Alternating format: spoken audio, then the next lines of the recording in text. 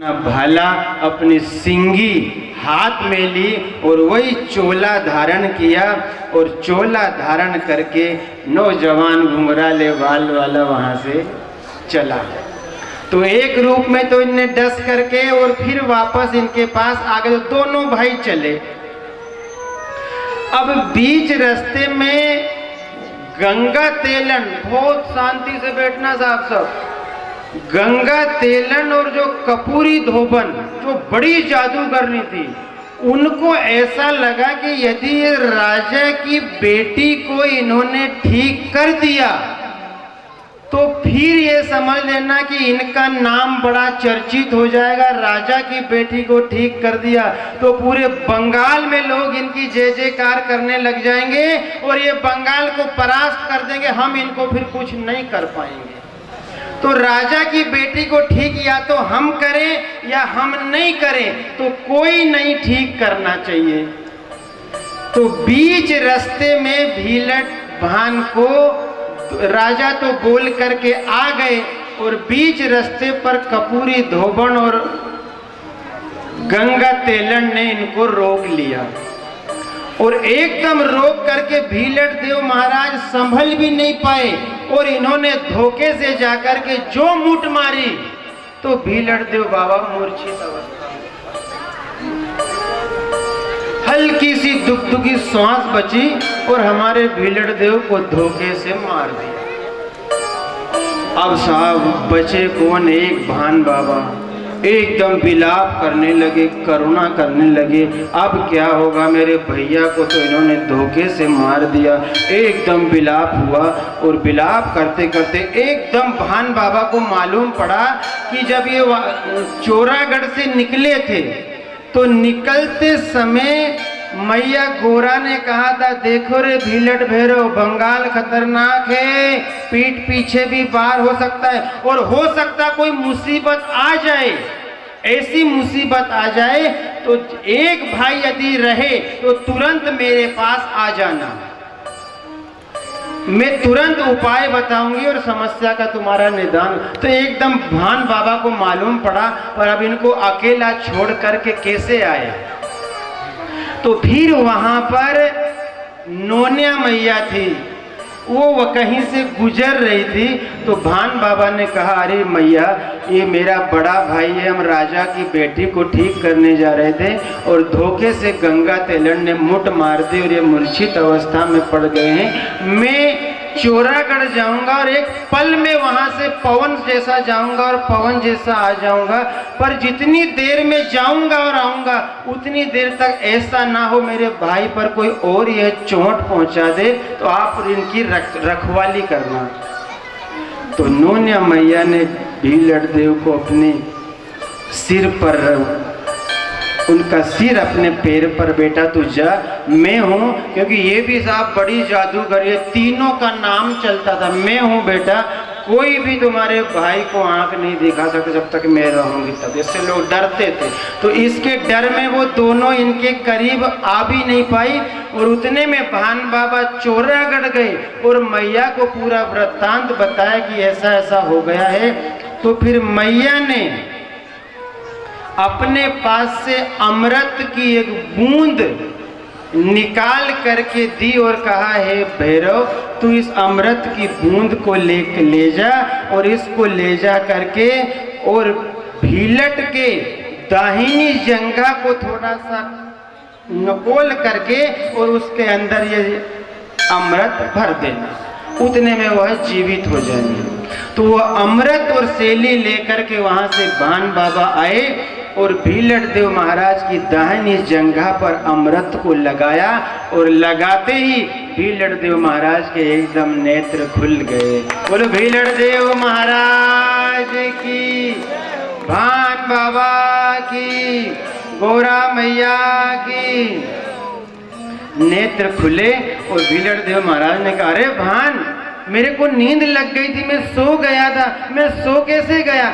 कि भैया आप सोए नहीं थे, गंगा तेलन और कपूरी धोबन ने आपको मुठ चला दी थी, जिसके कारण आप मूर्छित अवस्था में हो गए थे। उसी समय दोनों भाई चंगे हुए और दोनों चंगे होकर के भान ने कहा, दादा मैं तो अमृत लेने गया था, पर ये माता जी जो है नोनिया, इन्होंने तुम्हारी रक्षा करी। तो जैसे इन्होंने देखा, अच्छा इनने रक्षा करी, उन्होंने कहा इनने। उसी समय भीलड़ देव ने कहा, हे मैया, कलयुग में मेरा नाम और मेरा प्रताप बड़ी तेजी से बढ़ेगा, पर एक बात ध्यान रखना, तुम्हारी जितनी भी वंश रहेगा, उस वंश का जब तक मैं इस धरा पर रहूंगा तब तक उस वंश की रक्षा करूंगा और पहली पुकार उस वंश की मैं सुनूंगा। तो आदरणीय साथियों, आज भी भीलड़ देव महाराज अपने वचन को बराबर निभा रहे हैं और उनके कारण ही हम सब इकट्ठे होते हैं और संगठित होकर के और वर्ष में एक बार ऐसे आयोजन करते हैं। जब भी मुसीबत हमारे ऊपर आती है तो भागते भागते भागते उनकी शरण में आते हैं और आज भी भीलड़ देव महाराज हमारी मुसीबत को दूर करते हैं। बोलो भीलड़ देव महाराज की जय। वहाँ से चले और जा करके जहाँ राजलमती मूर्छित अवस्था में पड़ी थी, वहाँ कह दिया एक काम करो, चारों तरफ से परकोटा बनाया और परकोटा बना करके भीलड़ देव बाबा अंदर गए, अपने मंत्रों का उच्चारण किया, सिंगी से जल का सिंचन किया और सिंचन करने के बाद जैसे श्रृंगी फूकी और अपने हाथ में जो बायला था उससे उनको जल का छिड़काव किया, मंत्र मारे। थोड़ी देर के बाद राजलमती अपने जीवित अवस्था में आ गई। पर्दे खोले, चारों तरफ जय जयकार, भीलड़ देव महाराज की जय, भीलड़ देव महाराज की जय। तालियों की गड़गड़ाहट बजने लगी और सब ने यह माना, आज पहली बार भीलड़ देव ने काहुड़ बंगाला को जीत लिया और सारे काहुड़ बंगाला के लोग भीलड़ देव के सामने नतमस्तक हो गए। तो थोड़ी इनको जागृत अवस्था में आए। राजा को मन में आया कि जिसने काहुड़ बंगाला जीत लिया, आज तक कोई ऐसा आदमी नहीं आया यहाँ जिसने हमारे जहाँ के कंडा बीनने वालों में इतनी ताकत थी साहब, तो वहाँ के लोगों में कितना होगा। पर ये भीलड़ देव बाबा की शक्ति के सामने पूरा बंगाल नतमस्तक हुआ। राजा ने मन में सोचा कि अब ऐसे नौजवान को छोड़ करके मेरी बेटी का विवाह मेरे को दूसरा इतना अच्छा वर कहाँ मिलेगा। तो भीलड़ देव के सामने यह प्रस्ताव रखा। भीलड़ देव ने सोचा मन में, तो मैं भी यही सोच ही रहा था। हामी भरी और हामी भरने के बाद भीलड़ देव महाराज को हमारे को हल्दी लगाई, राजलमती माँ को हल्दी लगाई और हल्दी लगा करके मंडप सजाया गया और मंडप सजा करके और दीपक जलाया गया और दीपक जला करके हमारे भीलड़ देव महाराज के और राजलमती मैया के 7 फेरे हुए और पानी संस्कार संपन्न हुआ। बोलो भीलड़ देव महाराज, राजलमती मैया की जय। विवाह संपन्न होने के बाद कुछ दिन वहाँ पर रुके और वहाँ से रुकने के बाद ये वापस अपने चौरागढ़ पे वापस इनका प्रस्थान हुआ। चौरागढ़ में जैसे ही आए, भीलड़ देव महाराज और पार्वती मैया ने इनका स्वागत किया, सत्कार किया और राजलमती बहू रानी को मैया ने अपने गले से लगाया और गले से लगा करके मैया और भोले बाबा ने इनको बिठाला और कहा, साहब जितने भी यहाँ महापुरुष का जन्म होता है, वह महापुरुष कोई 100 साल रहे, कोई 150 साल रहे, कोई 200 साल रहे और फिर वो यहाँ से चले जाते हैं। फिर उनकी जहाँ उनकी समाधि बनती है और फिर उनकी समाधि की पूजा होती है। पर भीलड़ देव महाराज की समाधि की पूजा नहीं होती है, क्योंकि भीलड़ देव महाराज एक ऐसे देव है जो आज भी चिरंजीव है, मतलब जीवित है आज भी। पवन रूप में भीलड़ देव महाराज आज भी हम आप सब के बीच में विराजमान रहते हैं। भीलड़ देव महाराज का पवन रूप है और पवन के रूप में ही वह भीलड़ देव महाराज शरीर में आते हैं और जन का समाज का कल्याण करते हैं।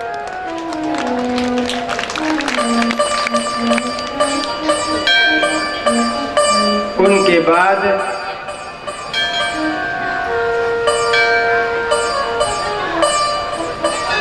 जब ये भोलेनाथ इनको झोली में लेकर के जा रहे थे ना, शुरू में तो रोल गांव से चले थे, तो जहां भमेड़ी देव है सिवनी मालवा, उस स्थान पर भोले बाबा ने भीलड़ देव को ठहराया था, वहां रुके थे। तो भीलड़ देव को भोले बाबा ने वरदान दिया था कि इस स्थान पर आकर के जो भी भगत जो मनोकामना मांगेगा उनकी मनोकामना हमेशा पूरी होती रहेगी। तो तब से लेकर के आज तक उस स्थान पर भीलड़ देव विराजमान रहते हैं और भक्तों की मनोकामना भोलेनाथ के आशीर्वाद से आज भी पूरी करते हैं। आगे चले तो एक छींदा पानी नाम का स्थान है जंगल में, जहाँ चैत्र की रामनवमी पर मेला लगता है। उस छींदा पानी स्थान पर भी थोड़ी देर दोपहरी में भोले बाबा ने भीलड़ देव भगवान को लेकर के विश्राम किया था, जहाँ पर भी बड़ा मेला लगता है और भक्तों की मनोकामना पूरी होती है।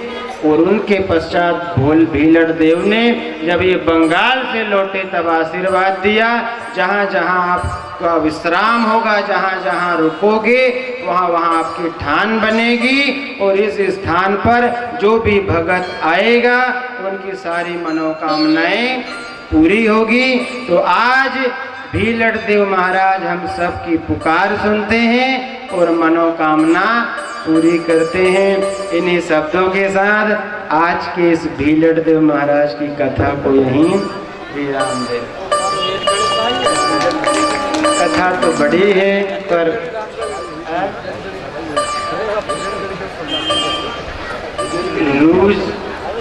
रूजन खेड़ी का जो है ये जिनको यह बाबा आते थे उस समय ये गाय चराने का काम करते थे। तो जहाँ जहाँ मतलब जैसे उनका एक स्थान अपनी झोली में रखते थे, जहाँ भी गाय चराने का कोई ऐसा काम बनता था, जहाँ कोई ऐसी अच्छी जगह मिलती थी, वहाँ जाकर के ठान बना देते थे और वह स्थान पूजाया जाता। तो ऐसे यह ठान बना और तब से लेकर के आज तक यहाँ भीलड़ देव के नाम से उनकी जय जयकार हो रही।